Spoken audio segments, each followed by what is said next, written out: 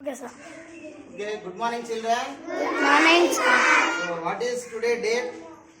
November. Okay, do you know the special of this day? Date? Okay. Now you can see who is he? Can you identify? Read. Maulana Abul Kalam Azad. National Education Day. National education day అంటే జాతీయ విద్యా దినోత్సవం. ఎవరైనా మౌలానా అబుల్ కలాం ఆజాద్. ఈయన freedom fighter అంటే స్వతంత్ర సమరయోధుడు.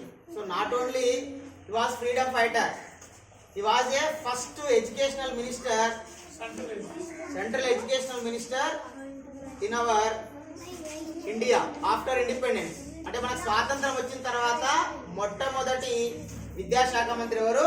Maulana Abul Kalam Azad. So మన దేశంలో విద్యా సంస్కరణలు తీసుకురావడం కోసం, విద్య అందరికీ అందుబాటులోకి రావడం కోసం మరి ఆయన ఎన్నో సేవలు, ఎన్నో కార్యక్రమాలు మరి కేంద్ర ప్రభుత్వంలో ఉండి చేయడం జరిగింది. ఆయన పుట్టినరోజు ఈరోజు. ఆయన పుట్టినరోజు ఎప్పుడు జన్మించిన? ఆయన నవంబర్ 11, 1888లో జన్మించిండు. సో కాబట్టి ఆయన పుట్టినరోజు మనం దేశవ్యాప్తంగా జాతీయ విద్యా దినోత్సవం అనేది జరుపుకుంటున్నాం. మరి ఎందుకు జరుపుకోవాలి మనం ఈ జాతీయ విద్యా దినోత్సవాన్ని? Why do we celebrate national education day?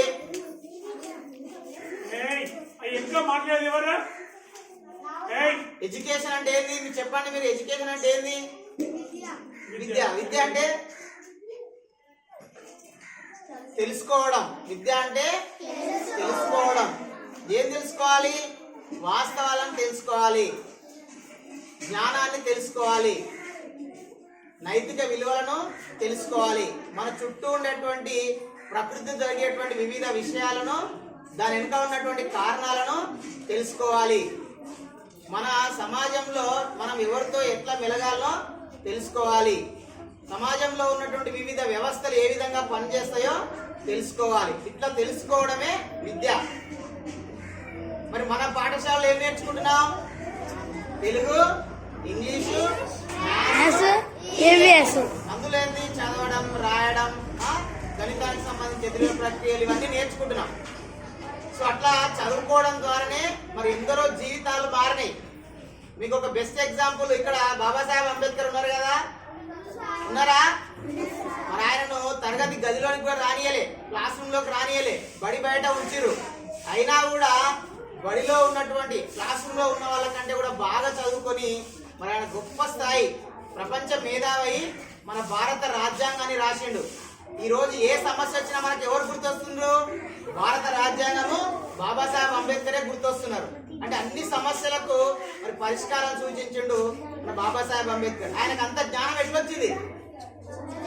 చదవడం ద్వారా వచ్చింది. కాబట్టి మీరు కూడా బాగా చదువుకోవాలి. చాలా మంది జీవితాలు మారినాయి చదువు ద్వారా. అబ్దుల్ కలాం ఇంతకుముందు చెప్పుకున్నాం కదా మనము, అబ్దుల్ కలాం గొప్ప శాస్త్రవేత్త అయ్యిండు. ఇట్లా ఎంతో మంది గొప్ప శాస్త్రవేత్తలు అయ్యారు. అంతేందుకు ఇక్కడ ఉన్నటువంటి మా జీవితాలు కూడా మారింది విద్య ద్వారానే. నేను చాలా సార్లు చెప్పిన, నాది కూడా పూరి గుడిస. మా అమ్మ నాన్న కూడా